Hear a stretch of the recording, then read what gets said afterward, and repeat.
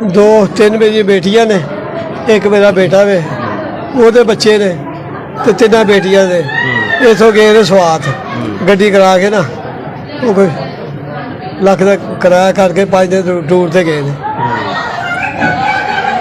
ਇੱਥੋਂ ਦਾ ਚਲੇ ਗਏ ਨੇ।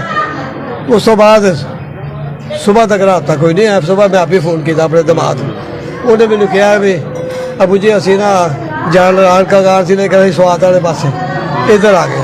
ਮੈਂ ਚਲੋ ਠੀਕ ਹੈ।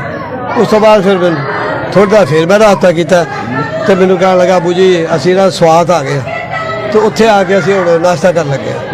ਉਸ ਤੋਂ ਬਾਅਦ ਉਹਨੇ ਮੈਨੂੰ ਫਿਰ ਰਾਬਤਾ, ਫਿਰ ਮੈਂ ਹੀ ਰਾਬਤਾ ਕੀਤਾ ਤੇ ਮੈਨੂੰ ਕਹਿਣ ਲੱਗੇ ਬਸ ਮੇਰੀ ਬੇਟੀ ਛੋਟੀ ਤੇ ਦਬਾਅ ਮੇਰਾ ਢਾਣਾ ਮਾਰ ਕੇ ਰੋਣ ਲੱਗ ਪਏ ਨੇ।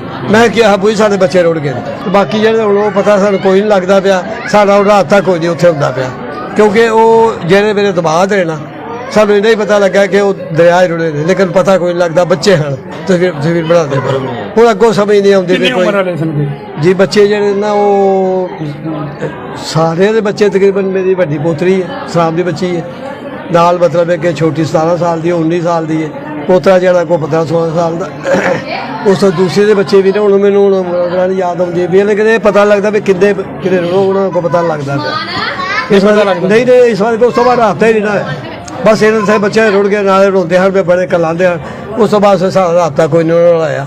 ਬੇਟਾ ਵੱਡਾ ਜਿਹੜਾ ਉਹ ਚਲਾ ਗਿਆ ਉਸ ਵੇਲੇ ਅਬਦੁਲ ਸਲਾਮ ਸੁਬਾਹ ਦੇ ਚੱਲ ਗਿਆ ਵੇ। ਉੱਧਰੋਂ ਜਿਹੜੇ ਮੇਰੀ ਫੌਜੀਆ ਬੇਟੀ ਹੈ ਉਹਨਾਂ ਦੇ ਚਾਚੇ ਦੇ ਬੇਟੇ ਵੀ ਗੱਡੀ ਕਰਾ ਕੇ ਚੱਲ ਗਏ ਨੇ। ਉਹਨਾਂ ਨਾਲ ਸਾਡਾ ਰਾਬਤਾ ਕੋਈ ਨਹੀਂ ਹੁੰਦਾ।